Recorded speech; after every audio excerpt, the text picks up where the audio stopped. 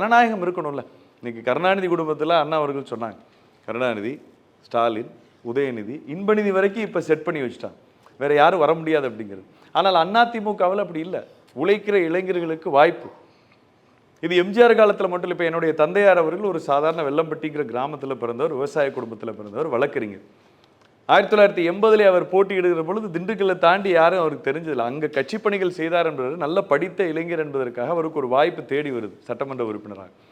84 அதே பணிகளை தீவிரப்படுத்துகிறார். துணை சபாநாயகர் அவருக்கு வாய்ப்பு கொடுக்குது. அதுதான் இந்த இயக்கத்தினுடைய மிக முக்கியமான விஷயம். அதே மாதிரி தான் புரட்சி தலைவி அம்மா அவர்கள். இன்றைக்கு புரட்சி தலைவி அம்மா அவர்கள் எம்ஜிஆர் அவர்கள் வழியில் இளைஞர்களுக்கான இந்த வாய்ப்பை நாம் அரசியலில் கொடுக்கணும். ஏன்னா இன்னைக்கு பார்த்தீங்கன்னா சராசரியாக எவ்வளோ ஓட்டர்ஸ் இருப்பாங்கன்னு நினைக்கிறீங்க யங்ஸ்டர்ஸ்? நீங்கள் தமிழ்நாட்டில் 1.5 கோடி யங்ஸ்டர்ஸ் இருக்காங்க ஓட்டர்ஸ்.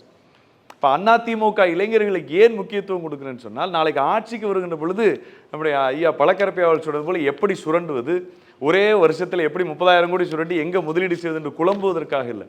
ஆட்சி அதிகாரத்தில் வருகின்ற பொழுது பெண்கள், ஏழை எளிய மக்கள், வணிகர்கள், இப்படி எல்லா தரப்புக்கும் செய்கிற மாதிரி இளைஞர்களுடைய எண்ணம் என்ன, இளைஞர்களுக்கு என்ன தேவை என்பதை நாம் தெரிந்து கொள்ள வேண்டும் என்றால் இளைஞர் பிரதிநிதிகள் இருக்க வேண்டும் என்று அன்றைக்கு அதிமுகவுக்கு அத்தனை தலைவர்களும் என்றார்.